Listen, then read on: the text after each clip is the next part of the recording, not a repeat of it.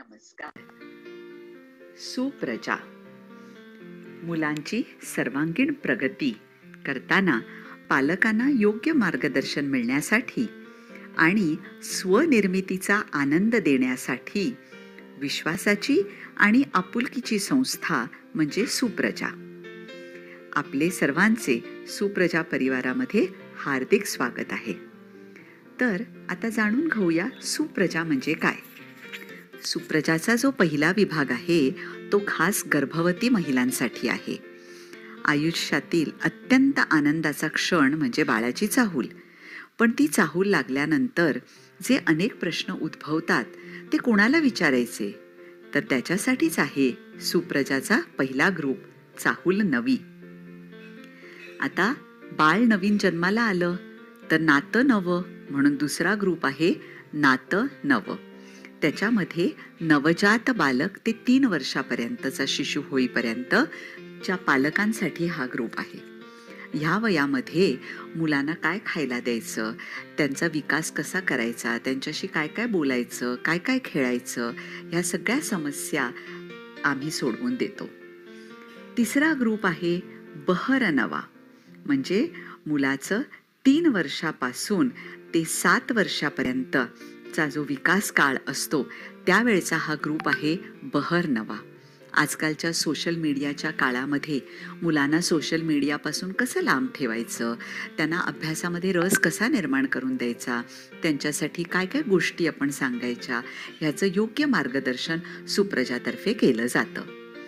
त्याच्यानंतरचा group आहे विश्वनवे. कारण आता ही मुलं 7 वर्षापासून 12 वर्षापर्यंत गगनभरारी मारणार असतात आणि त्यावेळी त्यांचं जे विश्व असतं त्याच्यात पालकांनी कसं मित्रत्वाचं नातं जोपासावं ह्याच्याबद्दल मार्गदर्शन करणारा हा ग्रुप विश्वनवे. आणि आताच लोक आग्रहास्तव नवीन एक ग्रुप क्षितिज नवे, म्हणजे 12 ते 18 वर्षापर्यंतच्या मुलांच्या समस्या, पालकांच्या समस्या कशा हाताळायच्या ह्याच्याबद्दल जो ग्रुप मार्गदर्शन देतो त्याचं नाव आहे क्षितिज नवे. आता सर्व वयोगटाच्या मुलांसाठी आणि पालकांसाठी सुप्रजातर्फे अनेक उपक्रम घेतले जातात. जसे विकासमाला, पालकांना योग्य मार्गदर्शन मिळावं म्हणून ग्रुपमध्ये ब्लॉग्स, वेगळ्या वेगळ्या विषयांवर मार्गदर्शन सत्र घेतली जातात. तसेच पालकांच्या प्रश्नांच्या समाधानासाठी प्रश्न तुमचे आणि उत्तर आमचे असे उपक्रम घेतले जातात. त्याचबरोबर कथामाला, दर आठवड्याला छान छान बोधपर गोष्टी, थोर व्यक्तिमत्वांची चरित्र, संतांच्या विविध कथा अशा ऑडिओ स्टोरीमधनं पाठवल्या जातात. संस्कारमाला, विविध श्लोक, वयाप्रमाणे श्लोक शिकवणं, भारतीय सणांची माहिती आमचे तज्ज्ञ वेळोवेळी ग्रुपमध्ये देत असतात. शब्दमाला, मुलांचं शब्द भांडार वाढवायलाच पाहिजे आणि ते वाढण्यासाठी एक अगदी वेगळा उपक्रम म्हणजे मुलांना दर आठवड्याला काही शब्द पाठवायचे ज्यांनी त्यांचं शब्द भांडार विकसित होईल. गीतमाला, छान छान बालगीतं आमची लहान मुलं, त्यांच्या आज्या, त्यांचे पालक रेकॉर्ड करून आम्हाला पाठवत असतात, ते आम्ही सुप्रजा ग्रुपमध्ये शेअर करत असतो. आरोग्यमाला, आपलं निरामय आरोग्य हे अतिशय महत्त्वाचं आहे म्हणून त्या बाबतीत तज्ज्ञांचं वेळोवेळी मार्गदर्शन होतं. चला तर मग आजच ग्रुपमध्ये सहभागी व्हा आणि उपक्रमांचा आनंद घ्या.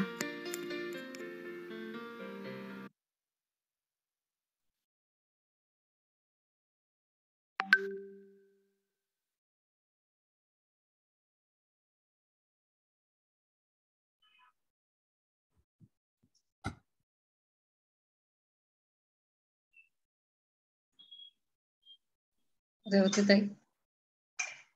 ओके. नमस्कार, सर्वांचं सुप्रजामध्ये मनपूर्वक स्वागत. आला पावसाळा, मुलांचं आरोग्य सांभाळा, आजचा हा विषय आहे. आरोग्यमाला या अंतर्गत आपण आजचा हा विषय घेणार आहोत. नवजात बालक बाल जन्माला आल्यापासनं त्याच्या काही ना काहीतरी तक्रारी या सुरू राहतात. नेहमी म्हणलं जातं की बाळ जन्माला आल्यापासनं पहिले वर्षभर प्रत्येक ऋतूत तो त्या ऋतूमध्ये वाढताना त्याला जो काय त्रास होतो तो पहिल्या वर्षी होतोच असं म्हणलं जातं. आता आपल्याकडे 3 ऋतू, उन्हाळा, पावसाळा, हिवाळा. प्रत्येक ऋतू बदलताना या नवजात बालकाला किंवा अगदी आजकाल सगळ्यांनाच लहानापासून मोठ्यांपर्यंत त्रास हा होतोच. इतकं आपलं पोल्युशन वाढलेलं आहे, सगळं हवामान बदललेलं आहे, त्या ह्याच्यात प्रत्येकालाच त्रास होत असतो. अशा ह्याच्यात आता पावसाळा आल्यावर मुलांची काय आणि कशी काळजी घ्यावी? वेळोवेळी पाऊस पडला, आज पाऊस पडतोय, जरा वेळाने ऊन पडतंय, असा हवामानातला जो बदल आहे त्याचा परिणाम लहान मुलांवर तर नक्कीच होतो. त्यांना काय खायला द्यावं, त्यांना येणाऱ्या तापासाठी, त्यांना होणाऱ्या सर्दीसाठी, खोकल्यासाठी डॉक्टरांच्याकडे नेलं तर तेवढ्यापुरतं औषध मिळतं, तेवढ्यापुरतं मुलांना बरं वाटतं, डॉक्टर तेवढ्यापुरतं दिलेल्या औषधाने नक्कीच मूल बरं होतं. परंतु परत हवा बदलली की मुलांना त्रास व्हायला लागतो. यासाठी नेमकी मुलांची काळजी काय घ्यावी हा आजचा आपला उपक्रमातला महत्वाचा भाग आहे. त्याबद्दल आज आपल्याला मार्गदर्शन मिळणार. मुलांच्या चवी या त्यांच्या वाढत्या वयाबरोबर बदलत जातात, डेव्हलप होत जातात. कारण आजकाल तर मुलांच्या चवी फारच लवकर डेव्हलप होतात. आता हा पावसाळा पडतोय, मोठ्यांना सुद्धा वाटतं, तसं लहानांनाही वाटतं काहीतरी चमचमीत खावं, काहीतरी तळलेलं खावं, वडा खावा, भजी खावी, काहीतरी छान छान खायला मिळावं असं मुलांनाही वाटत असतं. म्हणजे अगदी 2 वर्षांपासून सुद्धा एखाद्या मुलाला जर आपण पटकन छोटासा भाजीचा तुकडा तोंडात दिला तर ते अगदी परत परत मागत राहतं तेव्हा. तर अशा ह्याच्यात आता सध्या पावसाळ्यामध्ये काय असतं की माणसाची पचनशक्ती लहान मुलांपासून मोठ्यांपर्यंत पचनशक्ती ही मंदावलेली असते. अशा ह्याच्यात पचत नाही. मग अशा ह्याच्यात पोट बिघडणं, कदाचित कधी कधी उलट्या होणं, हे असे अनेक प्रकार होत असतात. आता हे होत असतील तर त्यासाठी काय करावं, होऊ नये म्हणून काय काळजी घ्यावी, हे आजचं आपलं आरोग्यमाला या उपक्रमाअंतर्गत आज आपण आला पावसाळा, मुलांच्या तब्येती सांभाळा, आरोग्य सांभाळा या उपक्रमाअंतर्गत आपण डॉक्टर नियती चिताले यांच्याकडनं मार्गदर्शन घेणार आहोत. नियतीताई, आपण सुरू करूया.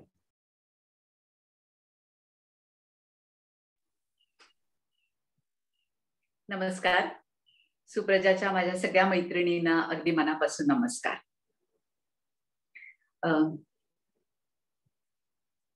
आज विषय तर आपण बघितलेलाच आहे. रेवतीताईंनी आपल्याला सांगितलेला आहे की विषय काय आहे तो. फक्त मला एक अडचण आहे की मी ओके तर आजचा विषय अगदी सगळ्या पालकांना, म्हणजे मी सुद्धा पालक होते तेव्हा मी पालक अगोदर होते, डॉक्टर नंतर होते, त्यामुळे खूप घाबरून जायला होतं. लहान मुलांना ताप आला की मुख्य गोष्ट अशी असते की त्यांना बिचाऱ्यांना सुद्धा काही कळत नसतं आणि ओक्साबोक्शी रडत असतात, त्यांना कुठेतरी दुखत असतं, त्यांना बोलता येत नाही. अशा वेळी पालकांची जी तारांबळ उडते ती मी ऍज अ डॉक्टर पण अनुभवलेली आहे. कारण किती मग मुली मला फोन करून सांगायच्या की मॅडम आम्ही आता काय करू, आम्हाला आता कळत नाहीये, तर तुम्ही सांगा. तर त्याच्याबद्दल सुरुवात करूया आपण. पहिली गोष्ट म्हणजे मी सगळ्यांना प्रश्न तुमचे घेणार आहे शेवट. तर तुम्ही काय करा, जे काय मी बोलता बोलता तुम्हाला प्रश्न पडतील ते चॅट बॉक्समध्ये घालून टाकायला लागा. म्हणजे काय होईल, अश्विनी मॅडम लास्टला वाचतील, म्हणजे आपल्या वाचण्यामध्ये बोलण्यामध्ये जो वेळ जातो तो वेळ न जाता आपण जास्तीत जास्त प्रश्नांना आपण उत्तर देऊ शकतो. तर आता पहिली गोष्ट म्हणजे ताप. ताप इटसेल्फ हा एक रोग नाहीये. ताप हे एक लक्षण आहे की कुठेतरी शरीरामध्ये काही ना काहीतरी इन्फेक्शन आहे किंवा काही ना काहीतरी म्हणजे इन्फेक्शन म्हणजे सर्दी आहे किंवा आता कांजिण्या येणार आहेत किंवा गोवर येणार आहे, ह्याच्या अगोदर किंवा त्याच्या जोडीला ताप हे एक लक्षण असतं. ओके, हा पहिला मुद्दा. म्हणजे आता इन्फेक्शन म्हणजे काय, आता एवढंच ते बाळ, त्याला कुठनं इन्फेक्शन होणार. पण आता कोविडमध्ये अनेक लोक खूप शहाणी झाले, त्यांना आता कळायला लागले की काय आणि कसं इन्फेक्शन होतं. तर जरी ते बाळ बाहेर गेलं नाही तरी आपण तर बाहेर जात असतो आणि आपला जो जंतू संसर्ग असतो तो त्या बाळाला होतो. म्हणून मी बघितलेलं आहे आणि पालक हो, मी हे बघितलेलं असल्यामुळे तुम्हाला सांगते की आमच्या शेजारी जी फॅमिली राहायची ते लोक अगदी त्यांचं काय म्हणायचं, ट्रेडिशनल टाईपची लोक होती.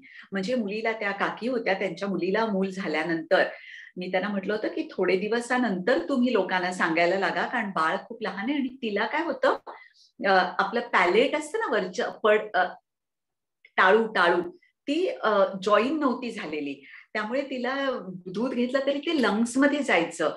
मग तिला जपून जपून ती न रडत असताना हळू पाजायला लागायचं. तर मी त्यांना म्हटलं होतं की तुम्ही तिच्या सासरच्या लोकांना फक्त सांग, म्हणजे सासू सासऱ्यांना, बाकी कोणाला इतक्यात सांगू नका.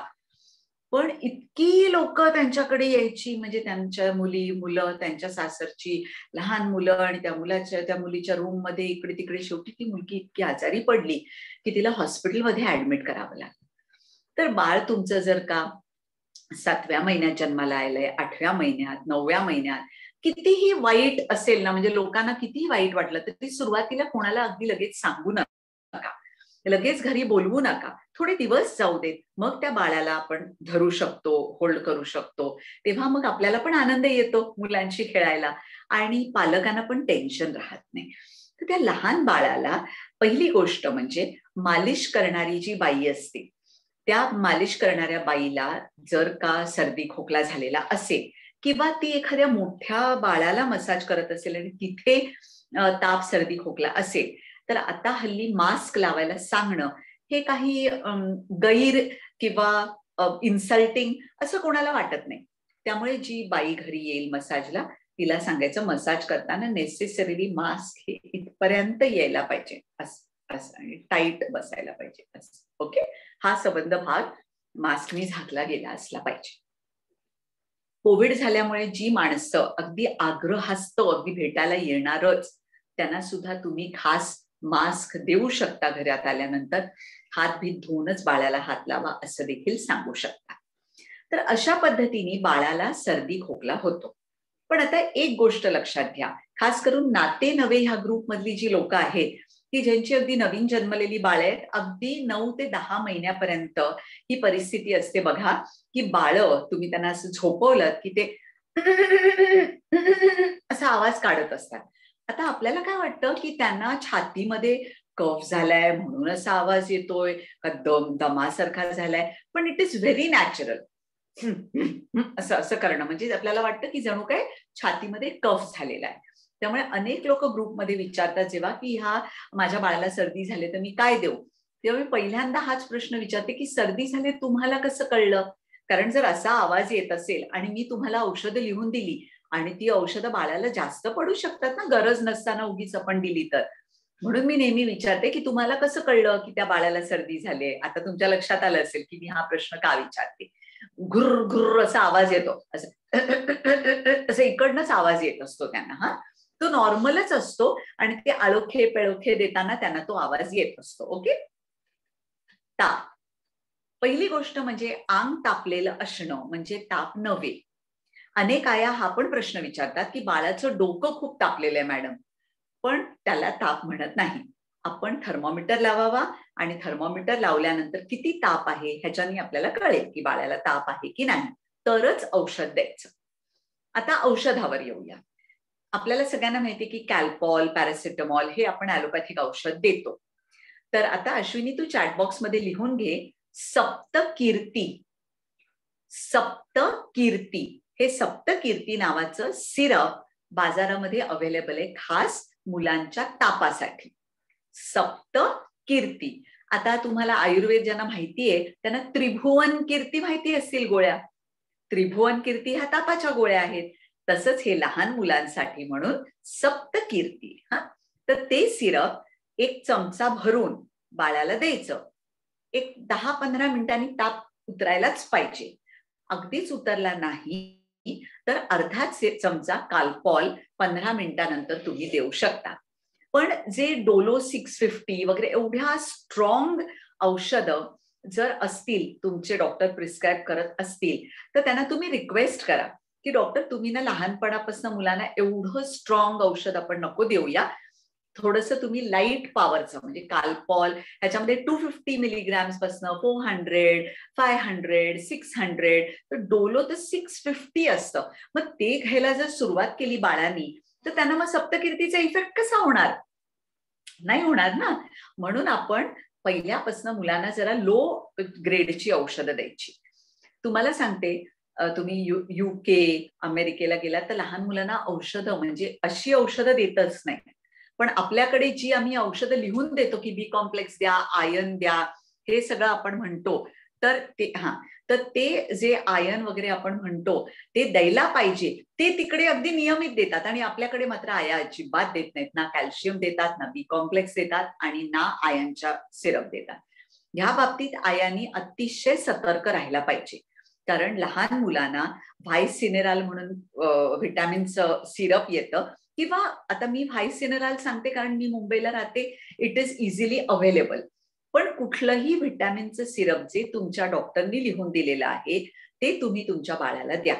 त्याच्याबरोबरच टोनोफेरॉन, ओरोफेर असे अनेक आयर्नचे पण सिरप्स येतात, ते पण तुम्ही डॉक्टरना सांगा की लिहून द्या. आणि ऑस्टो कॅल्शियम सिरप येतं.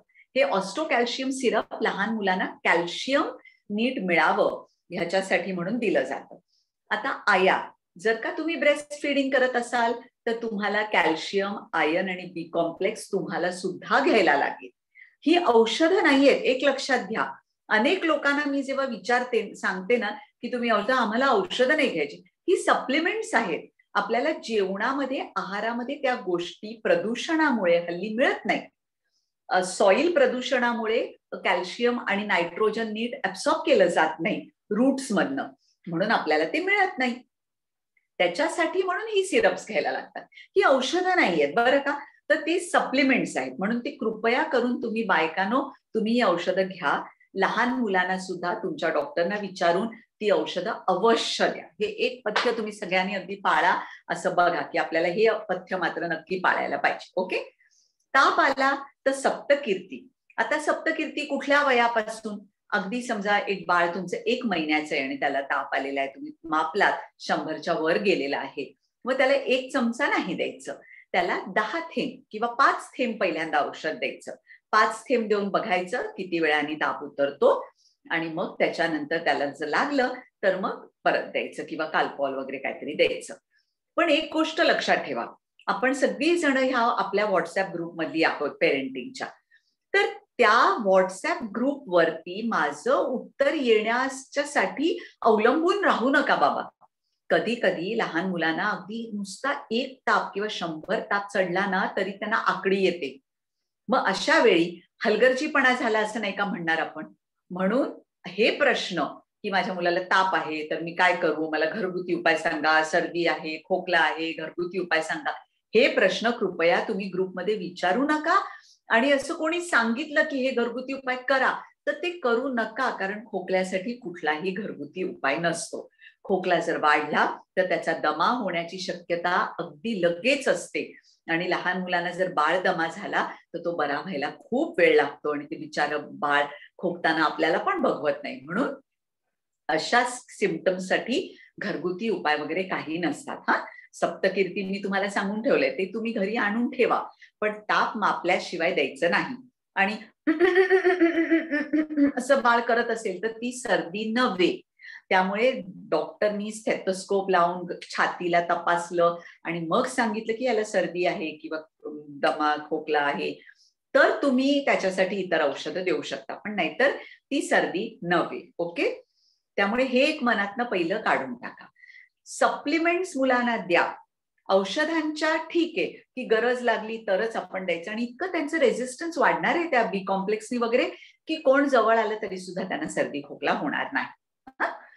आता दुसरी एक गोष्ट, अगदी नवीन जन्मलेलं जे बाळ असतं ते दिवसातनं किमान 12 ते 20 वेळा तरी शू करणार आणि 10 ते 12 वेळा तरी शी करणार.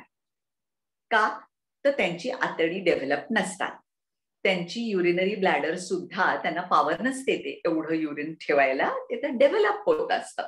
म्हणूनच आपण बाळांना मसाज करतो, स्क्वीज करतो, पोटावरनं असं फिरवतो, कारण का? त्यांची आतडी स्ट्रॉंग होण्यासाठी. दूध प्यायली की शी, दूध प्यायली की शी, ह्याला डायरिया म्हणत नाही. It is perfectly normal. मी सगळ्या आयांना हे पण सांगते की तुम्ही ह्याला डायरिया समजू नका आणि उगीच ह्याच्यासाठी औषधं देऊ नका. बरोबर. आता आपण म्हटलं ताप झाला, सर्दी खोकला झाला आणि आपण डायरिया म्हटला. आता एक अतिशय महत्वाचा मुद्दा म्हणजे बाळ जेव्हा जन्माला येतं तेव्हा दुसऱ्या किंवा तिसऱ्या दिवशी बाळ पूर्णपणे पिवळं पडतं अनेक वेळा. याला जेस्टेशनल जॉन्डिस असं म्हणतात. म्हणजे ते जन्माला आल्याबरोबर त्याला होणारी जॉन्डिस आणि ती त्याला अल्ट्राव्हायोलेट रेज मध्ये लाईट मध्ये ठेवलं की ते बाळ एकदम 2-3 दिवसात नॉर्मल होतं. त्यावेळी आईचं दूध त्याला पाजायला काही हरकत नसते.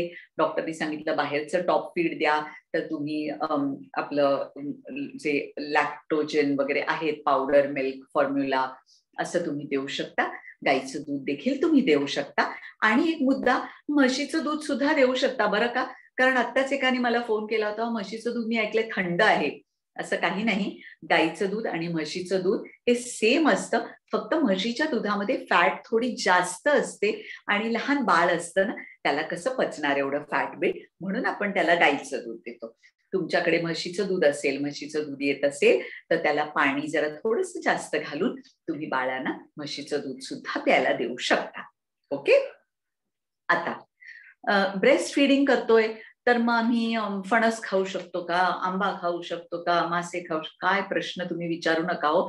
नाते नवे मध्ये एवढे प्रश्न येतात नवीन नवीन झालेल्या आयांचे. तर आयांनी काहीही खाल्ल्याने मुलांना काहीही त्रास होत नाही, एवढं लक्षात ठेवा. सर्दी खोकला जो त्याच्यामुळे येणारा ताप हा बाहेर म्हणजे इट इज एअरबोर्न, म्हणजे हवेमुळे होणार आहे. पोटात दुखणं, डायरिया वगैरे हे सगळे तुमच्या खाण्यातनं आहेत.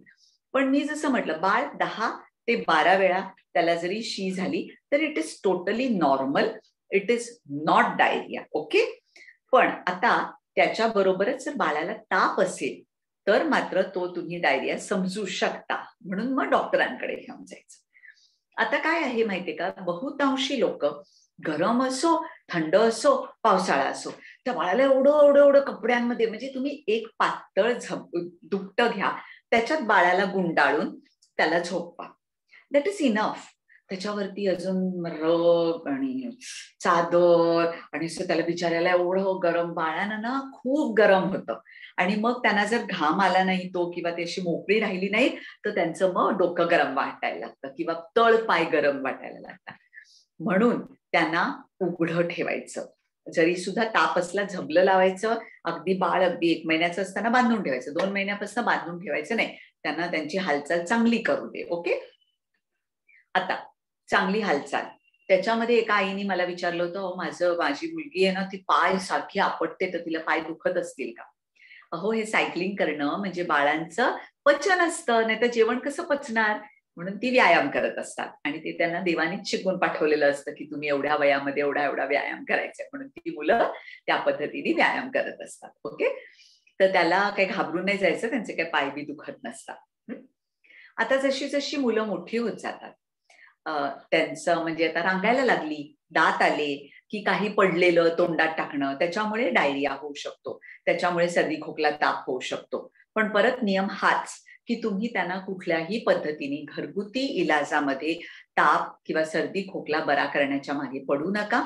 डॉक्टर जर अँटीबायोटिक लिहून देत असतील तर त्यांनी सांगितलेले जेवढे दिवस आहेत तेवढे दिवस तुम्ही ते अँटीबायोटिक चालू ठेवायला पाहिजे, नाहीतर त्याचं रेझिस्टन्स निर्माण होऊन मग ते अँटीबायोटिक आपल्याला लागू पडत नाही. ओके. नंतर मुलं चालायला लागली, शाळेत जायला लागली की त्यांना कांजिण्या, गोवर आणि त्याच्याबरोबरच वारंवार सर्दी खोकला होणं हे एक लक्षण अतिशय दिसायला आपल्याला दिसतं. आता जी लोक मुंबईच्या बाहेर राहतात, मला त्यांना एक अपील आहे की तुमची ग्रामपंचायत असेल, नगरपालिका असेल, नगर परिषद असेल, जे काही असेल त्यांच्याकडनं तुम्ही पाणी जरा तपासून घेत जा. कारण मी जरी मुंबईला राहत असले तरी खूपसा वेळ मी नेरळला राहते आणि आमच्या नेरळ ग्रामपंचायतीचं पाणी अतिशय खराब असतं. इतकं खराब असतं की जवळजवळ सगळ्या लोकांना चेहऱ्यावर पांढरे डाग कृमींचे असतात. हे जे कृमी आहेत ना, हे आपल्याला पाण्यामार्फत जातात असतात. ह्याच्याकडे आपण आपलं लक्ष द्यावं मुलांना. आता कृमींसाठी काय करायचं तर परत अश्विनी तू लिहून घे. कृमींसाठी BANDY, बँडी म्हणून सिरप येतं, बँडी. ओके, 10 ml ची छोटी बाटली येते. ती बाटली जर का तुमचं मूल 2 वर्षाचं असेल तर एक बाटली सकाळी उठून रिकाम्या पोटी त्या बाळाला प्यायला द्यायची. 1 वर्षाच्या बाळाला जंताचं औषध द्यायची काही गरज नसते. 2 वर्षाचं झालं की सिरप बँडी एकदा द्यायचं, रिपीट आफ्टर 3 months, आणि रिपीट आफ्टर 3 months जर का तुमचं पाणी खराब असेल तर. मुंबईमध्ये राहणाऱ्यांनी 6 महिन्यांनी एकदा सुद्धा दिलं तरी हरकत नाही. आणि पाणी खूपच खराब असेल तर तुम्ही सुरुवातीला दर महिन्याला असं 3 महिने पण देऊन नंतर 3 महिन्यांनी पण रिपीट करू शकता. परत सांगते, बँडी सिरप 10 ml ची बाटली येते. ती 10 ml ची बाटली सकाळी उठून मुलाला प्यायला द्यायची. 1 दिवस. पाणी तुमच्या एरियातलं खराब असेल तर दर महिन्याला अशी 3 महिने द्यायची. म्हणजे 3 बाटल्या संपल्या, त्याच्यानंतर दर 3 महिन्यांनी तुम्ही ते औषध रिपीट करायचं, कृमींचं. त्याच्यामुळे होतं काय की मुलं असे दात चावतात, नख खातात, लोळतात जमिनीवर, आणि मोठी मुलं 3-4 वर्षाची पाय दुखतायत म्हणून कंप्लेन करतात, वजनच वाढत नाही. हे सगळी लक्षणं कृमींची आहेत. आणि कृमी पोटात असले की मुलांना वारंवार सर्दी खोकला होणं, त्याच्यामुळे ताप येणं, हे लक्षण अगदी कॉमनली दिसतं. त्याच्या सोबत मुलांना अंगावर छोटे छोटे फोड येतात, जे कांजिण्या नाहीत. मी म्हणत, कांजिण्या कशा सीझनल एकदा येऊन गेल्या, फिनिश्ड, एंड ऑफ स्टोरी. तसं नाही, त्यांना पूर्ण वर्षभर अंगावर छोटे छोटे फोड असे छोटे छोटे असतात. कुठे इथे असेल 2-4, इथे असतील, असे असतील. कॉन्टॅक्ट डर्मटायटिस सारखंच असतं ते, म्हणजे बाकामुळे झालेलं एकतर असू शकतं.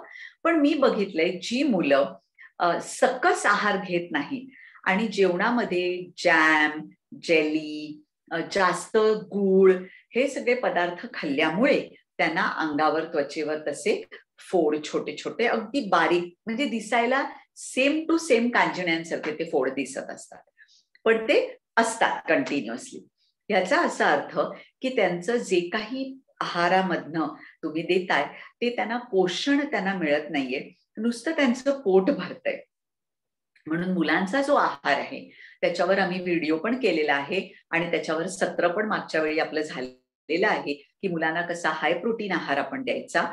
आता ह्याच्याच सोबत मी सांगते की तुम्ही ज्या लोकांना सुप्रजाबद्दल सुद्धा सांगाल त्यांना हे सांगा की सुप्रजाचा YouTube चॅनल आहे, तो YouTube चॅनल तुम्ही सबस्क्राईब करा. त्याच्यावरती लहान बाळांना अगदी जन्मल्यापासून 3 वर्षाचं 6 वर्षाचं होईपर्यंत तुम्ही त्यांना कसं कसं इंट्रोड्यूस कराल वेगळ्या वेगळ्या जेवणांबद्दल, याच्याबद्दल केलेले व्हिडिओ आहेत. तर तुम्ही सबस्क्राईब केला चॅनल आणि तुम्ही बघितला तर तुम्हाला ते व्हिडिओ लगेच मिळतील. कारण नाते नवेमध्ये वारंवार आम्हाला हा प्रश्न येत असतो की आम्ही मुलांना खायला काय देऊ, कसं सुरुवात करू, पेज आता देऊ का, किती देऊ, काय देऊ, हे सगळं प्रमाणामध्ये कसं द्यायचं हे आमच्या YouTube चॅनलवरती दिलेलं आहे. तर आपला प्रोग्राम होत असतानाच अश्विनी ताई आपल्या YouTube चॅनलची लिंक पण देतील, म्हणजे तुम्हाला तो चॅनल कळेल, तुम्ही सबस्क्राईब करू शकाल, नोटिफिकेशन्स वारंवार येतील आणि त्याच्यावर खूप तुम्हाला या विषयाची माहिती सुद्धा मिळू शकते. तर आता आपण आलो की मुलं शाळेत जायला लागल्यानंतर त्यांच्या अंगावर असे फोड येतात आणि ते फोड आल्यामुळे कधी कधी ताप येऊ शकतो. त्या फोडांच्या इन्फेक्शनमुळे जर ताप आला असेल तर त्यांना ते फोडायचे नसतात कधी सुद्धा. कडुलिंबाचा पाला तुम्ही आणा. कडुलिंबाचा पाला सगळीकडे मिळतो, फुलवाल्यांकडे मिळतो, म्हणजे अगदी बाजारात जाऊन पण तुम्ही घेऊ शकता. भाजीवाले असतात त्यांच्या टोपल्यातला पण तुम्ही कडुलिंबाचा पाला आणला तरी चालेल, आणि आजूबाजूला झाड असेल आणि फ्रेश काढून घेतला तरी सुद्धा चालेल.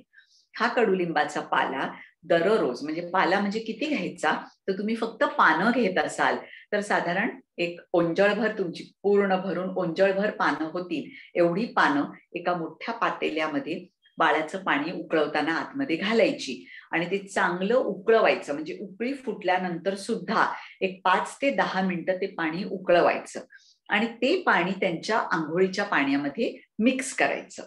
बरोबर. तर ते पाणी तुम्ही मिक्स केलं तर त्यांच्या स्किनवरचे जे काही त्यांना विकार आहेत ते सगळे निघून जातात. म्हणून हे शाळेमध्ये जायला लागली मुलं की त्यांना सर्दी खोकला हे वारंवार होतं नाही का. तर आता आपण बोललो पहिल्यांदाच की आपल्याला बाळांचं आपल्या रोगप्रतिकारक शक्ती आपल्याला वाढवायची. तर ही रोगप्रतिकारक शक्ती वाढवण्यासाठी एक खास काढा बाजारामध्ये मिळतो आणि आपल्याला माहितीये की आपल्याला दीर्घ जीवन कशामुळे मिळतं? अमृतामुळे. म्हणूनच ह्या काढ्याचं नाव सुद्धा अमृतारिष्ट असं आहे. अमृतारिष्ट म्हणजे काय? अमृता म्हणजे गुडची किंवा गिलोय म्हणून हल्ली बघा खूप फेमस झाली होती कोविडच्या वेळी. तर गुडची गुळवेल ज्याला आपण मराठीमध्ये गुळवेल म्हणतो त्यालाच अमृता असं नाव आहे संस्कृतमध्ये. म्हणून ते नाव घेऊन अमृतारिष्ट हे बाजारात तयार मिळतं काढा. आता तुमचं बाळ 1 वर्षाचं झाल्यानंतर तुम्हाला अमृतारिष्ट तुम्ही देऊ शकता किंवा मी तर म्हणेन अमृतारिष्ट जर द्यायचं तर बाळ शाळेत जायला लागल्यानंतर तुम्ही चालू केलं तर इट विल बी बेटर, कारण त्यांना जास्त तिकडे एक्सपोजर असतं म्हणून. आता ते कसं द्यायचं? तर बाळ तुमचं 3 वर्षाचं आता समजा मिनी केजी मध्ये जाणार आहे तर त्याला 2 चमचे काढा आणि 4 चमचे पाणी, 2 चमचे अमृतारिष्ट 4 चमचे पाणी असं मिक्स करायचं आणि दिवसातनं त्याला 2 वेळा हे द्यायचं बाळांना. आता मी बाळ म्हणताना मी त्याला असा उच्चार करते पण मला तिला त्याला सगळ्यांना म्हणायचंय प्लीज. तर नो ऑफेन्स टेकन की बाळाला म्हटल्यानंतर ते पुल्लिंगी शब्द असल्यामुळे असं होत आहे. ओके. तर अमृतारिष्ट हा काढा तो तुम्ही अगदी ना मुलांना 10-12 वर्षाची होईपर्यंत पण देऊ शकता. आणि माझ्याकडे माझ्या ट्रीटमेंटनी जन्माला आलेली जी बाळं आज 30-40 वर्ष सगळ्या जणांनी अगदी 10 वर्षापर्यंत हा काढा घेतलेला आहे आणि त्यांची तब्येत एकदम छान आहे.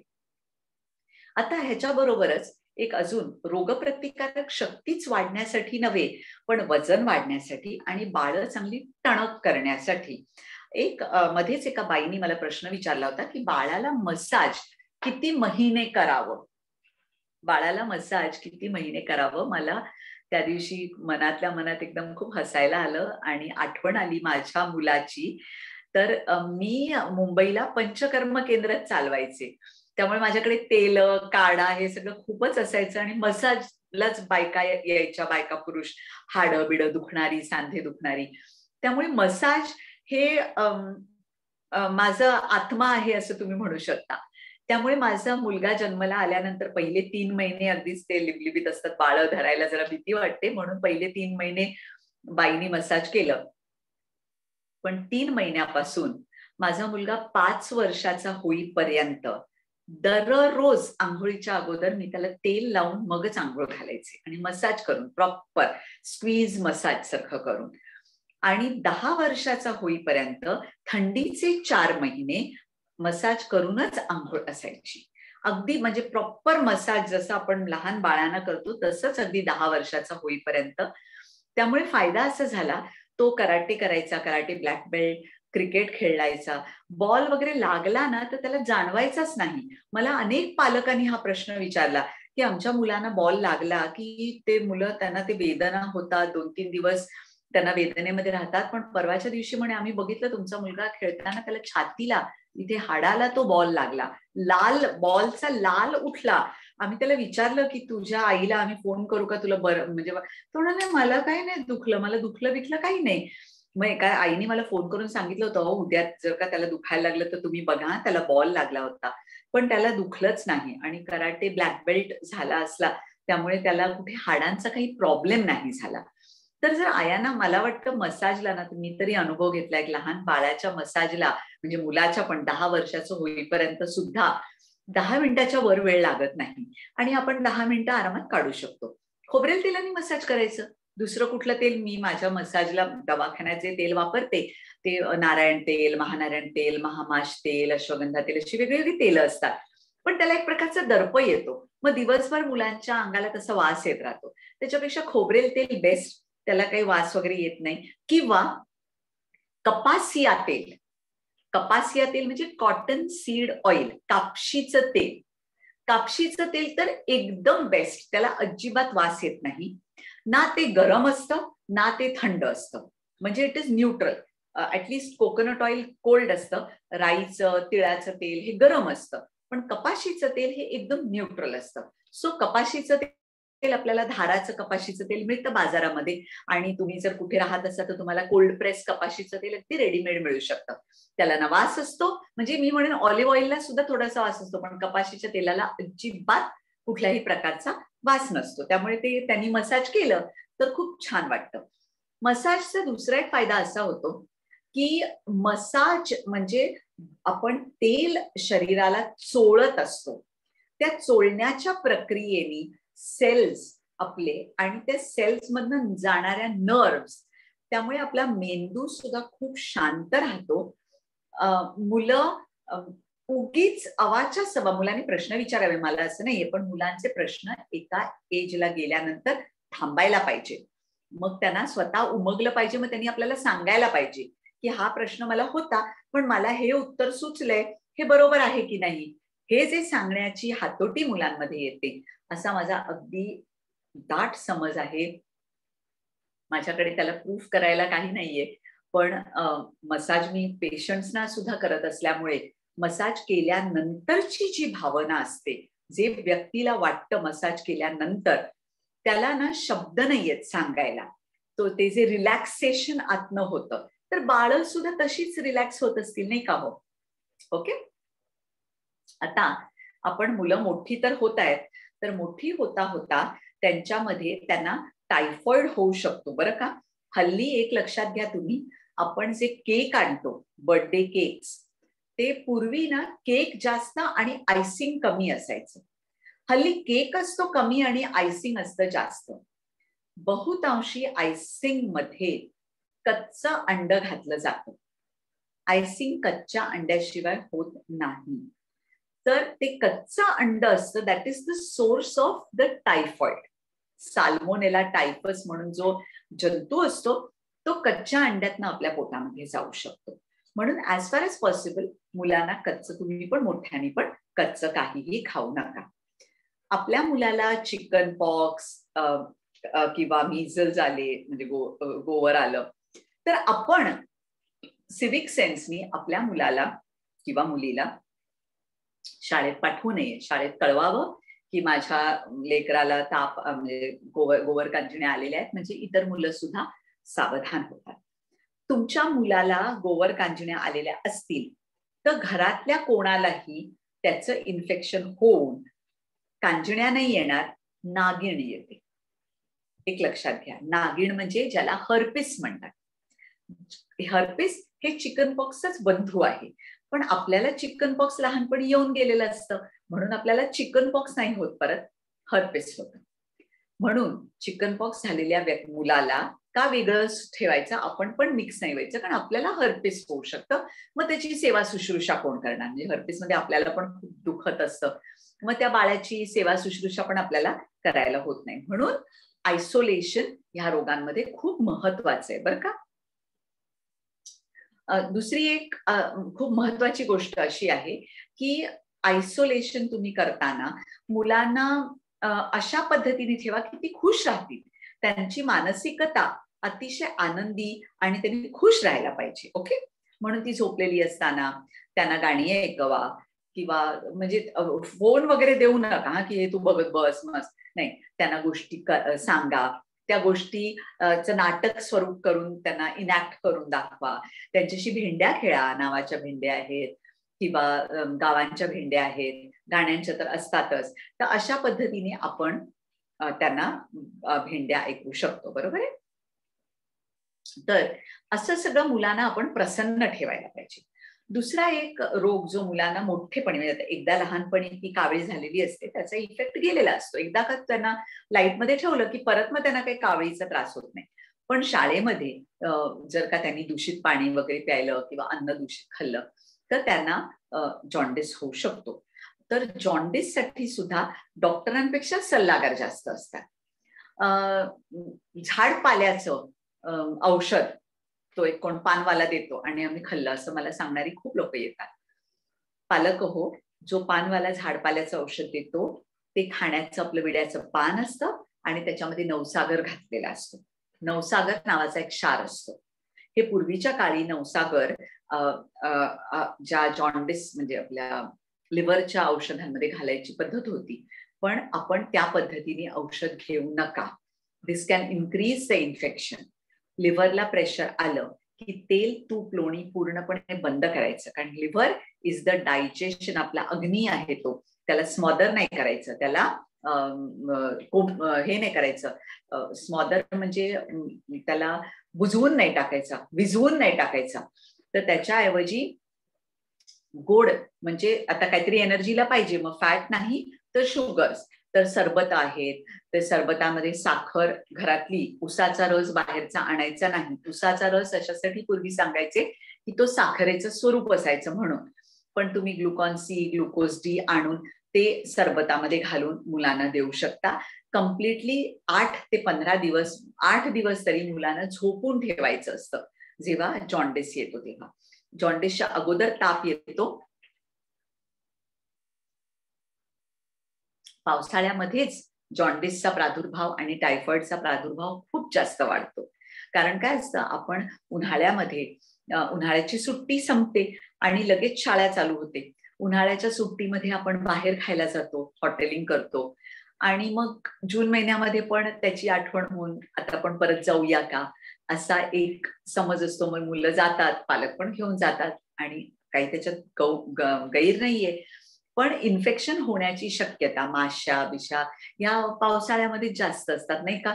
आणि त्याच्यामुळेच पावसाळ्यातल्या आजारांमध्ये फक्त सर्दी खोकला नाहीये, जॉन्डिस, टायफॉइड हे साथीचे रोग सुद्धा त्याच्यामध्येच येतात बरं का. त्यामुळे सगळ्यांनी लक्षात ठेवायचं की आपण आता जून महिना आला की जून महिन्याच्या अगोदरच पालकांनी मुलांना ट्रेन करून सांगायचं की बाबा हे बघा आता जून महिना आलेला आहे, पावसाळा आला की आपण बाहेर खायला जायचं नाही. खास करून लक्षात घ्या पालक हो की जे बटाटे वगैरे असतात की नाही ते खूप सकाळी उकडवलेले असतात आणि ते पावसाळ्यामध्ये लगेच खराब होऊ शकतात. म्हणून आपण पावसाळ्यामध्ये बटाटेयुक्त काही पदार्थ, पनीरवाले पदार्थ हे बाहेरचे खायचे तर अवॉइड करायचे. घरी आपण कसं ताजं ताजं बनवतो, स्वच्छ स्वच्छ मुलांना देतो, त्यामुळे त्याचा फायदा मुलांना खूप जास्त होतो. म्हणून हे पावसाळ्याचे जे खास रोग आहेत त्याच्यापासून आता एक घरगुती, आपण खूप लोक विचारतात ना घरगुती इलाज काय करायचा, म्हणून एक तुम्हाला सांगून ठेवते. आपली सुंठ असते बघा, आलं असतं त्याच्यापासून आपण सुंठ बनवतो. त्या सुंठीची पूड आणून ठेवावी आणि घरातल्या मोठ्या व्यक्तीनी चिमूटभर सुंठ, त्याच्याबरोबर अगदी एवढासा छोटासा गुळाचा खडा आणि असं गोळी करण्यापुरतं तूप, सुंठ चिमूटभर, अगदी थोडा 2 चिमटी गूळ आणि त्याला गोळी करण्यापुरतं तूप, हे सकाळी पावसाळा चालू झाला की सकाळी उठून चहाच्या बरोबर ही गोळी घ्यावी. मोठ्यानी का घ्यावी, तर मोठ्यांना सर्दी खोकला नाही झाला तर लहानांना पण नाही होणार, म्हणून मोठ्यानी ही गोळी अवश्य घ्यावी. आता आपण रोगप्रतिकारक शक्तीबद्दलच बोलत आहोत, तर ही सुंठ गूळ तूप ही गोळी घेतल्याने अन्नाचं पचन चांगलं होईल. पचन चांगलं झाल्यामुळे सगळ्या अवयवांना त्याचे पोषक तत्व मिळाले की आपली रोगप्रतिकारक शक्ती वाढते. मस्त. म्हणूनच टू अवॉइड, प्रिव्हेन्शन साठी म्हणून हा सुंठ गुळ आणि तूप हा तोडगा अतिशय चांगला आहे. म्हणून पण मोठ्याने घ्यावं. आणि दुसरं म्हणजे ज्यांना खूप जास्त पित्त वगैरे होत असेल त्यांनी जरा म्हणजे ऑल्टरनेट डे घ्यावं वगैरे. आणि युजली पित्त ज्यांना होतं त्यांना सारखा सारखा सर्दी खोकला होत पण नाही, पण ज्यांना अशी टेंडन्सी असेल की आपल्याला सर्दी खोकला वारंवार होतो त्यांनी हे घ्यावं, अवश्य घ्यावं. दुसरी गोष्ट म्हणजे आपला सगळा जो रेझिस्टन्स आहे ना, जो आपल्या संबंध शरीराचा, त्याची सुरुवात आपल्या दातांपासून होते. तर अनेक वेळा मी बघितलंय की लहान मुलांचे अगदी लहान वयात चॉकलेट वगैरे खाल्ल्यामुळे दात खूप खराब असतात, त्यामुळे त्यांना नीट ते अन्न चावलं जात नाही. जर अन्न नीट चावलं गेलं नाही तर ते पोटात जाईपर्यंत त्याचं अर्धपचन झालेलं असतं. जर चावलं नाही गेलं तर त्याचं पचन होणार नाही, चावलं चांगलं गेलं तर त्याचं पचन चांगलं होईल. आणि हे जर पचन चांगलं झालं तर मग मुलांना कुठल्याही प्रकारचा त्रास होणार नाही. त्यामुळे पालक हो, त्यांच्या दातांची काळजी चांगली घ्या. तर दातांची काळजी म्हणजे काय, तर मूल कितव्या वर्षापासून त्यांनी दात ब्रश करावे, काय करावे, ह्याच्याबद्दल हल्ली खूप रिसर्च झालेला आहे. तर आपले जे लोकल डेंटिस्ट असतील त्यांना तुम्हाला बाळ 1 वर्षाचं झालं की त्या बाळाला घेऊन जा, त्यांना कन्सल्ट करा, त्यांचे दात दाखवा, ते दात कसे चांगले ठेवायचे ह्याच्याबद्दल मार्गदर्शन घ्या. एक कन्सल्टिंग फी फक्त तुम्हाला द्यायला लागेल, पण त्याच्यात तुमचा फायदा खूप जास्त होईल. माझा मुलगा लहान असताना त्याला दातांमध्ये कॅरीज झाल्यामुळे त्याला रूट कनाल करावं लागलं होतं, मिल्क टीथचं, म्हणजे दात अजून पडलेले नव्हते. तर मी त्या डॉक्टरना विचारलं की ओ डॉक्टर, हे तर दात पडणार आहेत, मग आपण आता रूट कनाल एवढा आपण खर्च करून करतो आणि ते दात तर पडणार आहेत. तर त्यांनी मला इतकं सुंदर त्याचं संबंध निराकरण करून सांगितलं होतं की तो दात कोलॅप्स झाला. कोलॅप्स झाल्यामुळे जॉ तुमचा जो असा वाढायला पाहिजे त्याच्याची असा वाढला, तर पुढे जाऊन त्याची जे 32 दात किंवा 30 दात तरी जे येणार आहेत ते फिट होणार नाहीत जॉ मध्ये. आपण तो जॉ स्ट्रेच करून ब्रॉड ठेवला तर त्याचा जॉ ब्रॉड राहील आणि त्याचे सगळे दात त्याच्यामध्ये फिट होतील. तर त्याच्यासाठी म्हणून दातांमध्ये जरी सुद्धा गॅप्स असतील तरी आपल्याला त्या भरून काढायला लागतात, तर त्यांचं पचन चांगलं होतं. म्हणून आता आपण परत मुद्द्यावर येऊया आहाराच्या. तर बाळांना नीट जेवण चावून चावून खायला सांगा. इथे एक नेहमीची समस्या, माझं मूल जेवत नाही, माझं मूल चावत नाही, तोंडात नुसतं धरून ठेवतो, असं करतो तसं करतो तसं करतो. तर आता मुख्य गोष्ट अशी आहे की मुलांना खायला देणं हे एक स्किल आहे, आणि मोबाईल देऊन टीव्ही दाखवून तुम्ही ते स्किल पूर्ण नाही करत. त्याच्याऐवजी गोष्टी सांगा, आणि त्या गोष्टी सांगताना असं करा की एक घास चावायचा नीट, मी गोष्ट सांगणार त्याचा नेक्स्ट भाग तू सांगायचा, म्हणजे कम्प्लीट द स्टोरी. ती गोष्ट कुठल्याही दिशेने जाऊ शकते, त्याचं काहीही होऊ शकतं, पण हे तुम्ही मुलांना एनकरेज करावं. पुस्तकं दाखवावीत, चित्र दाखवावीत, किंवा बॅल्कनीमध्ये बसून चिऊ काऊ दाखवावा, झाडं दाखवावीत, आणि एक एक घास चावून झाला की टाळी दे, किंवा एक असं गाल घेणार मी, किंवा तू आईच्या डोक्यावर एक टपली मारायची. म्हणजे मुलांना असं आवडतं आईला मारायला किंवा आईची मजा करायला. मग असं सांगितलं तर मुलं चांगलं चांगलं चावून खातात, नीट बसून खातात. आणि समजा काही मुलांना बसून खायची सवय नसेल, त्याचा असा अर्थ नाही की मोठी झाल्यानंतर ती नाचत नाचतच खातील. त्यांना सुरुवातीला असं लागतं जरा एंटरटेनमेंट, नाही तर ती लोक खात नाहीत, बोर होतात. म्हणून मुख्य गोष्ट म्हणजे आपण त्यांना खाताना चांगलं चांगलं चावून खायला शिकवावं, म्हणजे त्याच्याने त्यांना खूप चांगला त्यांचा फायदा होतो. तर अशा पद्धतीने रोगप्रतिकारक शक्ती, पावसाळ्यातले आपले सगळे आजार, हे सगळे आपण आता बहुतांशी घेतलेले आहेत. आता आपण प्रश्नांकडे जाऊया, म्हणजे अश्विनी प्रश्न वाचेल आणि मी त्यांची उत्तरं तुम्हाला सांगेन. सप्तकीर्ती सिरप किती एज पासून किती एज पर्यंत देऊ शकतो? अगदी 1 वर्षाचं बाळ झाल्यापासून ताप आला की तुम्ही देऊ शकता. मगाशी सांगितलं तसं 5 थेंब द्या पहिल्यांदा, मग अजून 5 थेंब. जर ताप उतरला नाही तर रिपीट करा अर्ध्या तासानी, आणि तरी नाही उतरला तर मग कालपॉल वगैरे काहीतरी द्यायचं. आणि अगदी मुलांना 10-12 वर्षाची होईपर्यंत तुम्ही त्यांना सप्तकीर्ती सिरप देऊ शकता, तेव्हा 5 ml सिरप द्यायचं मोठी झाल्यानंतर. आणि त्याच्यानंतर त्रिभुवन कीर्तीच्या गोळ्या बाजारात मिळतात. मग मुलं गोळ्या गिळायला लागली की सप्तकीर्तीच्या ऐवजी तुम्ही त्रिभुवन कीर्ती देऊ शकता. सप्तकीर्तीच्या 2 डोस मध्ये किती गॅप असावा? साधारण 4 तासांनी तुम्ही देऊ शकता. आपण 6 तासांनी सुद्धा, जर ताप उतरलेला असेल, 6 तासांनी युजली देतो ना, दिवसातनं 3 वेळा 2 वेळा असं. बी कॉम्प्लेक्सचा सिरप कुठला? मी युजली व्हायसिनराल म्हणून देते, पण हल्ली मला नातेनवी ग्रुपमधनं अनेक पालक दुसऱ्या सिरप्सची पण नावं सांगतात किंवा सिरपचे फोटो पाठवतात. तर तुम्ही तुमच्या डॉक्टरांकडनं लिहून घेतलं तर मला वाटतं जास्त बेटर होईल, पिडियाट्रिशियन कडनं तुमच्या तिथे. नाहीतर VI सिनेराल SYNERAL असं व्हायसिनेराल म्हणून सिरप यायचं पूर्वी. सर्दी खोकला असताना बाळाला गाईचं दूध द्यावं का? हो, सर्दी खोकला असताना बाळांना दूध द्यायला अजिबात हरकत नसते. पथ्य हे बाळांना लागू नसतं, बाळांना खायला प्यायला द्यायलाच पाहिजे. लॅक्टोजेन और Nanpro which one is good to give? दोन्ही इक्वली गुड आहेत. दोन्ही इक्वली गुड आहेत. तुमच्या मुलाला जे सूट होईल ते द्या, किंवा कधी लॅक्टोजेन द्या आणि कधी नॅनप्रो द्या. कधी कुठलाही देऊ शकता तुम्ही. 9 महिन्यानंतर गाय किंवा म्हशीचे दूध चालू करू शकतो का, आणि कशा प्रकारे सुरू करावं, कारण इन्फेक्शन आणि डायरियाची भीती वाटते? अतिशय सुंदर प्रश्न, कारण मी मगाशी येत होते या मुद्द्यावर आणि विसरले मला काय सांगायचं होतं ते. 9 महिने झाल्यानंतर ब्रेस्ट फीडिंग हळूहळू बंद करायचं. इवन रात्री द्यायचं पहिल्यांदा बंद करायचं. दिवसा तुम्ही देत असाल तर ठीक आहे, पण 9 महिन्यानंतर वीनिंग करायचं. हळूहळू ब्रेस्ट फीडिंग कमी करून टाकायचं. आणि गाईचं दूध उकळवायचं, पाणी उकळवायचं वेगळं, आणि मग दोन्ही आयदर पहिल्यांदा 1/3 दूध 2/3 पाणी, थोडे दिवसांनी अर्ध दूध अर्ध पाणी, असं मिक्स करून वेगळं मिक्स करून द्यायचं. आता आपण उकळलेलं दूध असल्यामुळे इन्फेक्शन होण्याची शक्यता अजिबात नसते. प्रश्न आहे की 8 महिन्याच्या बाळासाठी जेवण कसं द्यावं, ब्रेकफास्ट, लंच आणि इव्हिनिंग स्नॅक्स, डिनर, आणि याच्यामध्ये दूध असं केव्हा कसं द्यावं?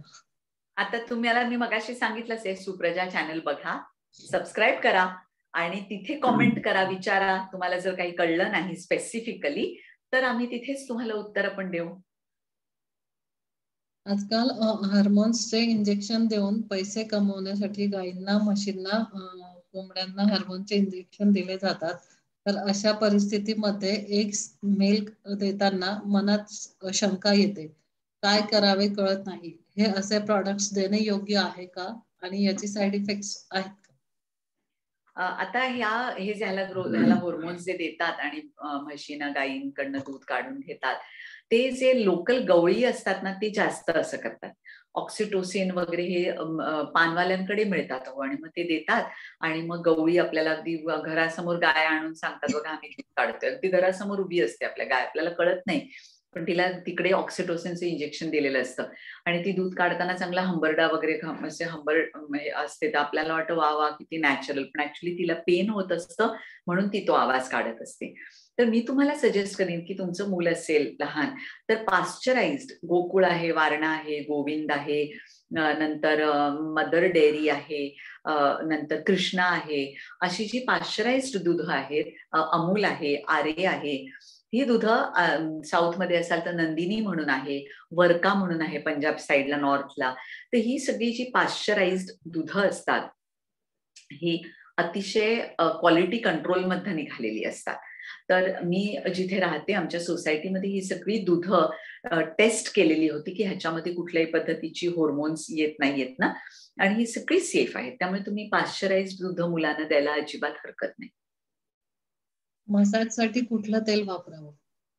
मी सांगितलं तसं कपाशीचं तेल हे बेस्ट असतं, कारण ना ते गरम असतं ना ते थंड असतं आणि ना त्याला वास येतो. बरं एकदम स्मूथ पण असतं, म्हणजे मसाज करायला पण अगदी सोपं. 5.5 वर्षाचा मुलगा आहे, त्याला व्हायरल इन्फेक्शन झाल्यावर हिप ट्रान्झिएंट सिनोव्हिटिस, हिप जॉईंटला पेन होतो, हा त्रास होतो, तर रिपीट होऊ नये म्हणून काय करावं? त्याला कॅल्शियम द्यायला लागेल ना, D3 कॅल्शियम. आहारातनं दूध, नाचणी, केळं आतापासून चालू करा, आणि त्याला त्याच्या किडनीची हेल्थ पण चांगली, कारण रिकेट्स होऊ शकतं, नाही तर व्हिटॅमिन सी बरोबर द्यायला पाहिजे. तर तुम्ही ताबडतोब जाऊन तुमच्या डॉक्टरांकडनं त्याच्यासाठी व्हिटॅमिन सप्लिमेंट्स, D3चे सप्लिमेंट्स आणि कॅल्शियमचे सप्लिमेंट्स लिहून आणा, म्हणजे त्याला ते टिनोसायनोसायटिस होणार नाही. पण नाही तर झालं तर खूपच त्रासदायक हा प्रकार असतो. आणि लहान मुलांना आपण ह्याच्यावर वेबिनार घेणारच आहोत पुढच्या आठवड्यामध्ये, पालकांची शाळा. तर त्याच्यामध्ये हेच सांगणार आहोत की शिक्षण आणि खेळ ह्यांचा तुम्ही समन्वय कसा ठेवायचा.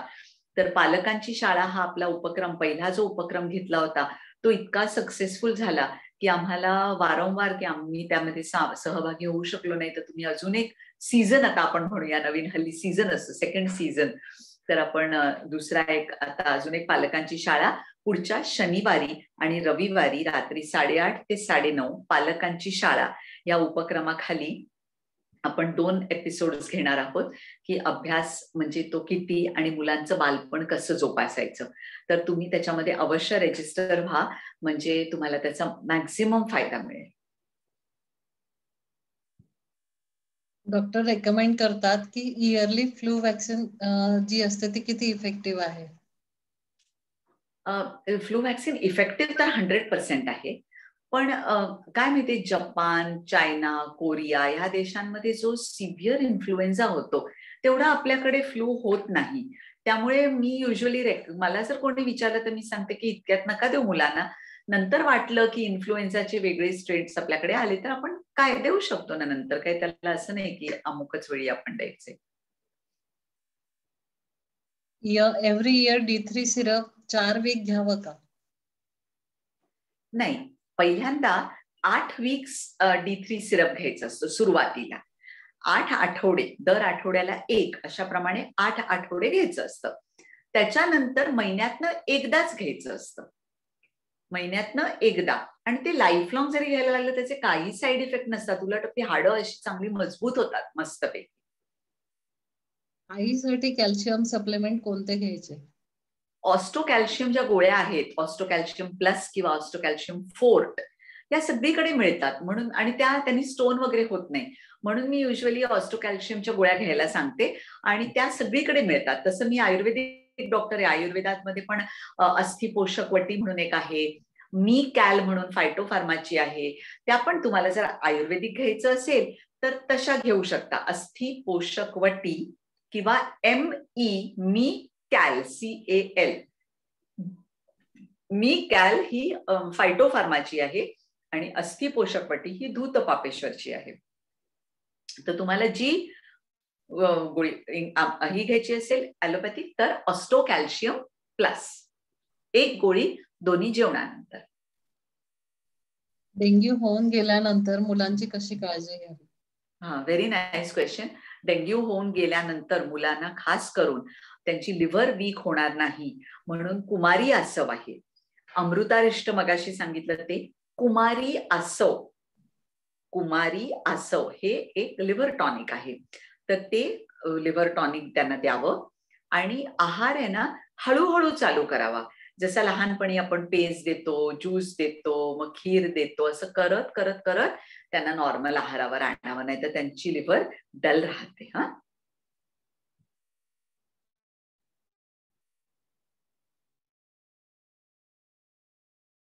माझी मुलगी 8 वर्षाची आहे, तिचं सारखं पोट दुखतं. काल सोनोग्राफी केली तर रिपोर्ट नॉर्मल आहेत.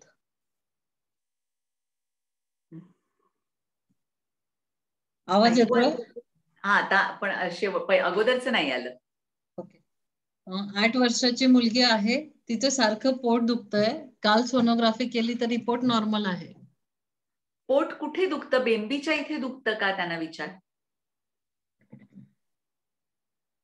जर का पोट बघा, पोटाचे 3 भाग असतात. एक अगदी आपल्या छातीच्या खाली जठर म्हणतो, एक बेंबीच्या आजूबाजूला आणि एक ओटीपोट. असे 3 भाग आहेत.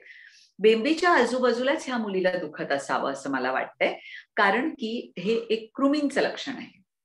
तर कृमी असणं त्याच्यामुळे पोटात नाभीच्या किंवा म्हणजे आपण म्हणतो ना बेंबीच्या आजूबाजूला प्रचंड दुखतं. तर अशा वेळी मी सांगितलं ते बँडी सिरप अशा मुलीला दररोज, 8 वर्षाची आहे त्यामुळे दररोज 5 दिवस असं द्यायचं.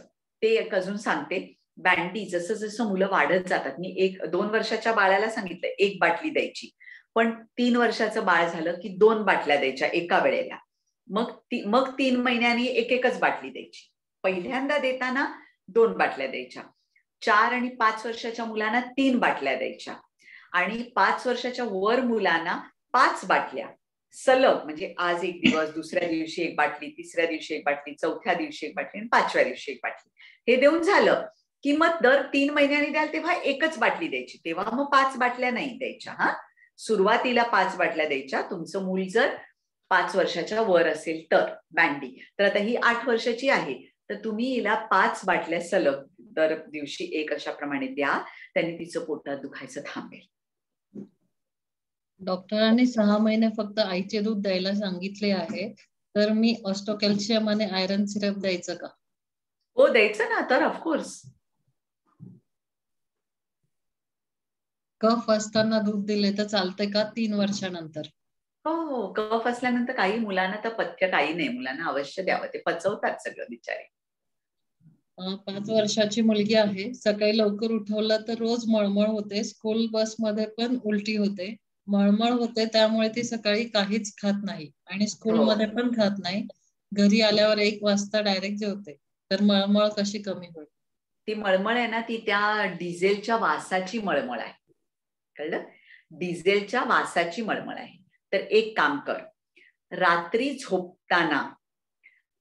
झोपताना सुंठ आणि वेखंड बाजारात मिळतं, सुंठ आणि वेखंड त्याचा लेप काढायचा, सहाणेवर पाणी घालून लेप काढायचा. तो सगळा लेप हा असा इथे, इथे आणि कानांच्या मागे गालांच्या इथे इथे असं बंद असं आणि इथे तो लेप लावायचा. तो वाळल्यानंतर त्याची पावडर पडत असेल तर मग तो पुसून टाकायला हरकत नाही, नाहीतर रात्रभर तसा ठेवला तरी चालेल. असं सुरुवात कर. आणि ती सकाळी उठली की तिला आपण लहान मुलांना कशी ओव्याची धुरी देतो, थोडीशी लांबणं, म्हणजे काय कर, तव्यावर किंवा आपलं धुपाटणं असतं की नाही, धुपाटण्यामध्ये करवंटीचा एक तुकडा जाळायचा आणि त्याच्यावर हे घालायचं, ओवा. आणि तिला धुपाचा वास आवडत असेल तर धूप पण चालेल थोडा घातलेला, आणि तो ओवा घालायचा आणि अगदी जवळ नाही न्यायचं, चांगलं लांब ठेवायचं आणि तो धूर वरती येईल त्याचा तिला वास घ्यायला सांगायचं. सकाळी उठल्यानंतर एकदम रिकाम्या पोटी की तिला ते त्या डिझेलचा वासाचा त्रास होणार नाही आणि तिची मळमळ पण कमी होईल. पण तिला सकाळी खायला काही द्यायचं नाही. शाळेमध्ये तिला देताना वेलची केळी द्यायची, 2 खजुराच्या बिया द्यायच्या, 2 अक्रोड द्यायचे आणि 2 अंजीर द्यायचे. 2 वेलची केळी, 2 अंजीर, 2 खजूर आणि 2 अक्रोड असं द्यायचं तिला खायला. सुवर्ण प्राशन योग कसं द्यायचं बाळाला? सुवर्ण प्राशन योग करायची काहीही गरज नसते. It is just a fad आणि त्याचा काहीही उपयोग नसतो. अनेक वेळा जे तुमच्याकडे सुवर्ण पाणी म्हणून घेऊन येतात ते साधं नळाचं पाणी पण काढून आणतात. So don't believe in all this rubbish. प्रश्न आलाय, आता मुलींमध्ये फार झपाट्याने बदल होतात, ते डिस्कस करा. त्यासाठी आपण लवकरच सेशन घेणार आहोत. हो, आपण ना पुढच्या शुक्रवारी खास करून क्षितिज नवे मध्ये जी मुलं 12व्या वर्षापासून 20व्या वर्षापर्यंत मुलींना नवीन नवीन पाळी येते, पाळी आल्यानंतर काय काय त्यांना त्रास होतो किंवा काय काय त्यांनी खबरदारी घ्यावी, स्वच्छता कशी ठेवावी याच्याबद्दल खास मार्गदर्शक मोफत शिबिर असणार आहे. त्याला काही फी नाहीये. वयात येताना किंवा कळी उमलताना कसं तिची आईनी काळजी घ्यायची हा आम्ही एक पहिला भाग घेणारच आहोत. त्याच्याबरोबर हा फक्त खास मुलींसाठीच घेणार आहोत, पण क्रमशः मुलांना सुद्धा, मुलगे सुद्धा वयात येताना त्यांना काय प्रॉब्लेम्स येऊ शकतात ते आयांनी कसे हँडल करायचे त्याच्याबद्दल मुलांच्यासाठी सुद्धा.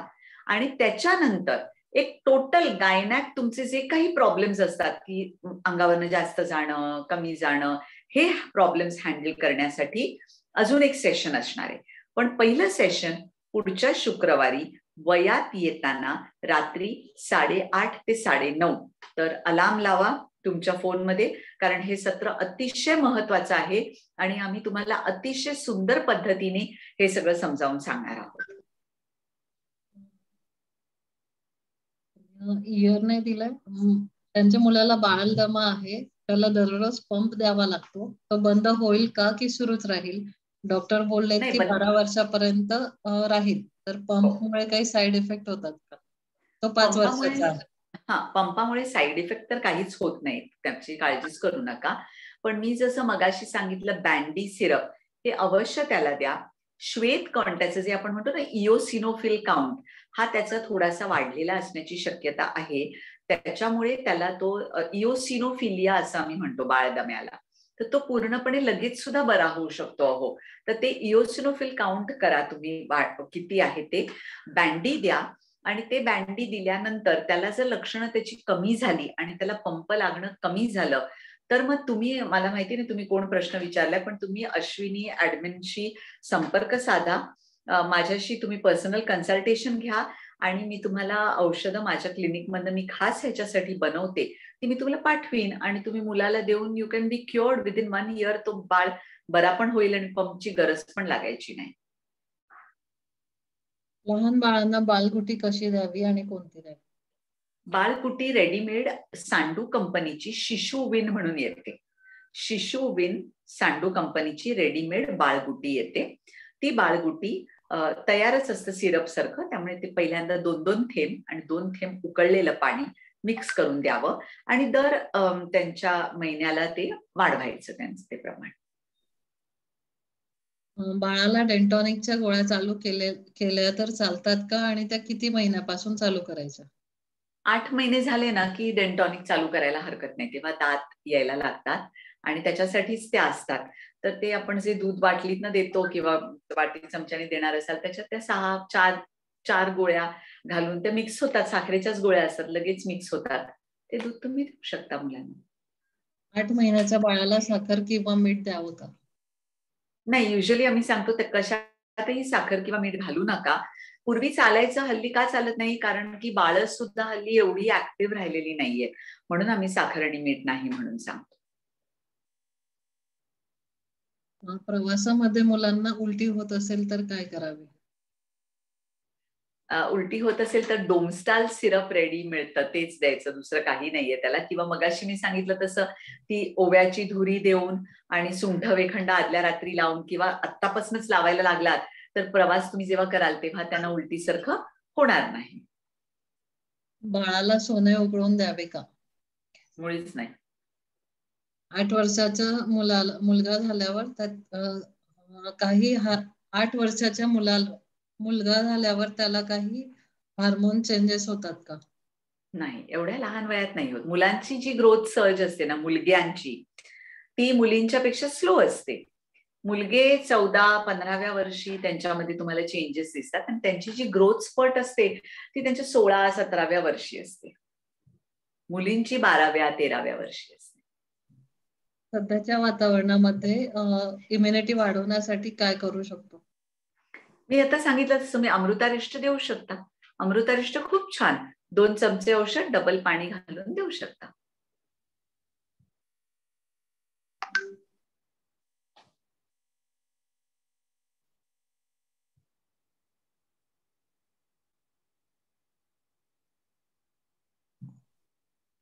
अजून आहेत प्रश्न?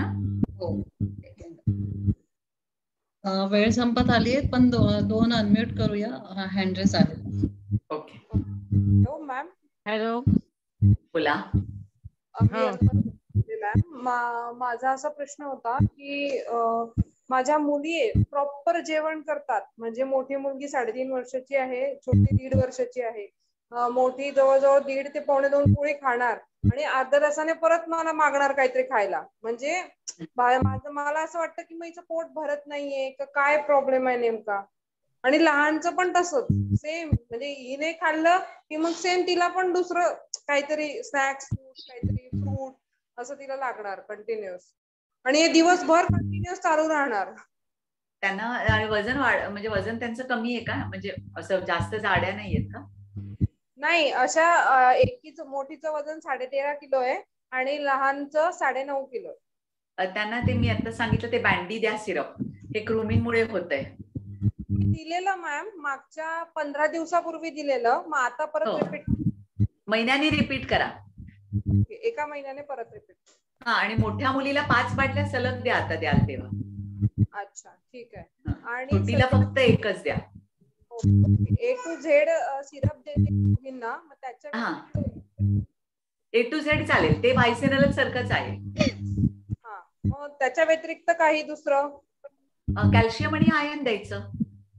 ओके, त्यासाठी कुठलं काय एखादं? ऑस्टोकॅल्शियम सिरपच येतं पीडियाट्रिक, खास पीडियाट्रिक ऑस्टोकॅल्शियम सिरप येतं आणि टोनोफेरॉन येतं आयर्न साठी, ओरोफेर येतं. आयर्नची खूप सिरप्स बाजारात अवेलेबल आहेत. ओके. आणि मॅम, माझं वय 29 आहे आता सध्या. आता मला 2 डिलिव्हरी नंतर काय सप्लिमेंट घेतल्या पाहिजे? तुम्ही पण कॅल्शियम, आयर्न आणि हे बी कॉम्प्लेक्स हे घ्यायलाच पाहिजे. हा, ओके, ठीक, थँक्यू. Madam, hello. हा बोला. माझा मुलगा 8 वर्षाचा आहे. त्याला ॲलर्जिक ब्रॉन्कायटिस आहे. तर बालदमा आणि तो सेम असतो का? हा, नाही, अलर्जिक ब्रॉन्कायटिस वेगळा असतो. बाळदमाला इओसिनोफिलिया म्हणतात. श्वेत कण वाढलेले असतात. आणि बाळदमा जो आणि अलर्जिक ब्रॉन्कायटिस म्हणजे कुठले काही धूळ गेली किंवा असं काही झालं तर त्यांची छातीमध्ये त्यांच्या असं त्यांना श्वास घ्यायला त्रास होतो. श्वास घ्यायला त्रास होतो आणि या दिवसात जास्त होतो त्याला, म्हणजे बरोबर. आणि मग स्प्रे द्यावा लागतो त्याला. हो हो हो हो हो. तर तर त्यासाठी त्याला ते अलर्जिक जे वस्तू आहेत ना त्याच्यापासून लांब ठेवायचं. आणि त्याला पण ना तुम्ही हे बँडी सिरप द्या की त्याची ती छातीची रोगप्रतिकारक शक्ती पण चांगली वाढेल. उद्या आपलं सत्र आहे करूया तयारी मातृत्वाची. म्हणजे बाळ जन्मल्यानंतर जी आईची घाई गडबड होऊन जाते आणि अगदी बाळ आपल्याला सळो की पळो करून सोडतं, ते होऊ नये ह्याच्यासाठी खास नवीन झालेल्या आयांसाठी किंवा होऊ घातलेल्या आयांनी अवश्य करूया तयारी मातृत्वाची ह्याच्यामध्ये सहभागी व्हावं. उद्या असणारे याच वेळी 3:30 ते 4:30. मॅडम, माझी मुलगी 1.5 वर्षाची आहे. तिला वारंवार सर्दी खोकला होत असतो आणि अँटीबायोटिक्स तिला द्यायची माझी इच्छा नाही, तर मी सारखं काय तिला देऊ शकतो? ओके. तर नाही, पण तिला सारखं अँटीबायोटिक्स देऊच नाही. कारण कोणी पण अँटीबायोटिक्स एकदा घेतली ना तर ती 9 महिने आपल्या शरीरामध्ये त्याचा इफेक्ट होतच असतो. ते वारंवार द्यायची नसतात काही अँटीबायोटिक्स. तर तिला कृमींचं औषध एक तर तुम्ही देऊन बघू शकता. आणि नाहीतर मला तरी म्हणजे तपासल्याशिवाय मला नाही सांगता येणार, तेव्हा तुम्ही एक पर्सनल कन्सल्टेशन घ्या डॉक्टर अश्विनी मॅडम कडनं. म्हणजे मग मी तपासून तुम्हाला मग औषध देईन ना माझ्या. आणि सर्दी असताना ऑस्ट्रो कॅल्शियम वगैरे हे औषधं बंद नाही, सगळं देऊ शकता, कंटिन्यू करू शकता. थँक्यू. 6 वर्षाच्या मुलीचा दात पडलाय, त्याला 1 वर्ष झालं, अजून आला नाही, तर काय करू शकतो? डेंटिस्टला दाखवा प्लीज. ते एक्सरे काढून सांगतील. कधी कधी एकदम आतमध्ये असतो, येईल तो, पण डेंटिस्टला दाखवा तुम्ही काही झालं ते. मोठ्यांनी अमृतारिष्ट घ्यावे का आणि किती घ्यावे? मोठ्याने पण घेऊ शकतो. मोठ्याने 4 चमचे घ्यायचे आणि 8 चमचे पाणी घालायचं त्याच्यामध्ये. अजून बरेच हँडरेज आहेत, पण आपली वेळ संपत आली आहे. उद्या आपलं जे सेशन आहे त्याबद्दलचा बॅनर आहे आणि आपला जे नवीन उपक्रम आपण घेऊन येणार आहोत त्याचा एक मिनिटाचा व्हिडिओ फक्त बघूया.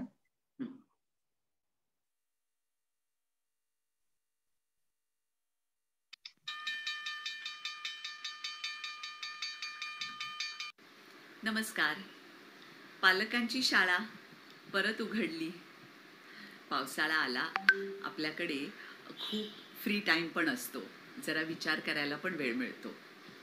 मागच्या वेळी आम्ही पालकांची शाळा घेतलं आणि त्याला आम्हाला खूप छान प्रतिसाद मिळालेला आहे. म्हणून परत 30 आणि 31 जुलैला आम्ही घेऊन येत आहोत पालकांची शाळा. तर आपलं नाव लगेच घाला, कारण मागच्या वेळेसारखी पटसंख्या परत भरू शकते आणि मग तुम्ही मागे राहाल. त्यामुळे पालकांची शाळा ह्याच्यामध्ये मुलांचं बालपण आपण कसं टिकवायचं.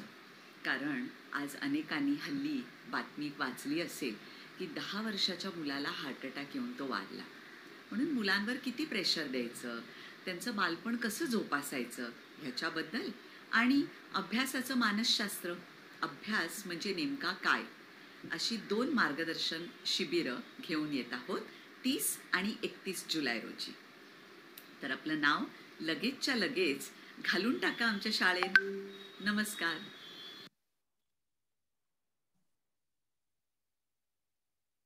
आणि उद्याचं सत्र असणारे, जसं मी सांगितलं की नवीन होणाऱ्या झालेल्या आयांच्यासाठी खास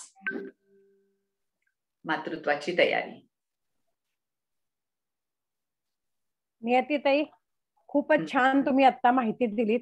अतिशय उपयुक्त अशी पावसाळ्यातल्या साथीच्या रोगांबद्दल, त्याच्यानंतर काय काय करावं म्हणजे काय आपल्याला त्याच्यापासून फायदा होईल याबद्दल खूप छान माहिती तुम्ही दिलीत. एरवी तर नाते नव्हे बहर नवा नंतर विश्व नव्हे यामध्ये तर तुम्ही अनेक वेळा वेळेचंही बंधन न ठेवता खूप छान लोकांच्या प्रश्नांना उत्तर देतच असता. तुम्ही सुंठेबद्दल सांगितलं, त्याचप्रमाणे वेखंड हे सुद्धा अतिशय उपयुक्त आहे आणि ते लहान मुलांचा विक्सच आहे. ते तुम्ही जर लावलं डोक्याला म्हणा, नाकाला म्हणा, कानामागे, तळपायांना, तळहाताला, तर त्याचाही उपयोग चांगला होऊ शकतो. मुलांना बाहेरचं खाऊ नका हे पण तुम्ही प्रकर्षाने सांगितलं की बाहेरचं मुलांना खायला देऊ नका, कारण माशा बसतात, त्यांनी संसर्गाने मुलांना काही रोग होऊ शकतात. तर ही सगळी माहिती अतिशय उपयुक्त होती. आता उद्याच आपण मातृत्वाची चाहूल हा उद्या आपला उपक्रम आहे. त्यात आज खूप सगळ्यात पहिल्यांदा सगळ्या सभासदांचं जे सहभागी झाले त्यांचं मी अभिनंदन करते की मोठ्या संख्येने आज लोक सहभागी झाली होती. उद्याचाही विषय हा असाच आहे.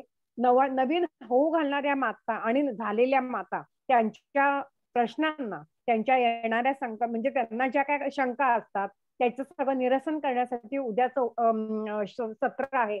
तर सगळ्यांनी उद्या पण असंच जास्तीत जास्त संख्येने सहभागी होऊन याचा फायदा घ्यावा. उद्या पण याच वेळेला आपण भेटूया दुपारी 3:30 वाजता. आणि त्याच्या आधी एक अर्धा एक तास तुम्हाला लिंक मिळेलच ग्रुपवर. तर धन्यवाद नियतीताई. आणि आजचा कार्यक्रम संपला असं मी जाहीर करते. नमस्कार. थँक्यू.